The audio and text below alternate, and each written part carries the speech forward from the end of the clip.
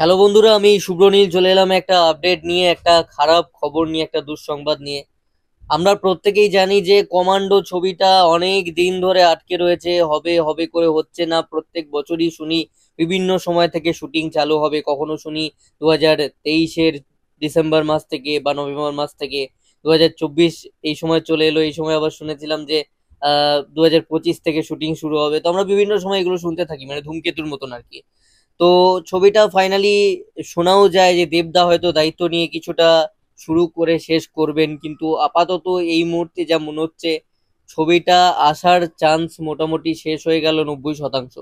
কারণ যে production house থেকে প্রডিউস করা হয়, সেই প্রোডাকশন হাউসের কর্ণধার সেলিম খান এবং তার পুত্র শান্ত খান, যারা ছবি করেন বা কেউ নির্মাণের সঙ্গে থাকেন বলতে পারো, বাবা নির্মাণ করে এবং ছেলে নায়কও হয়েছে, শ্রাবন্তী দি কৌশানীদের সঙ্গে কাজ করেছে, তাদেরকে বাংলাদেশে পিটিয়ে হত্যা করা হয়েছে।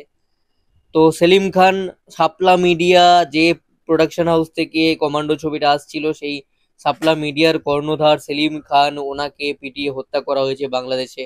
বাংলাদেশের ক্ষুব্ধ জনতা এসব কিচ্ছু দেখছে না এখন, যাকে পারছে পিটিয়ে মেরে দিচ্ছে। তো এটাই ঘটেছে আর কি। খুব প্যাথেটিক, কিন্তু কিছু বলার নেই। এটা বোধহয় বাংলাদেশ বলেই সম্ভব হলো যে একটা প্রোডাকশন হাউসের কর্ণধারকে এইভাবে পিটিয়ে মেরে দেওয়া। এবং একটা উঠতি নায়ক, একটা যুবক, একটা কম বয়সের ছেলে, সেও এটার শিকার হলো, সেও সিনেমা করছিল।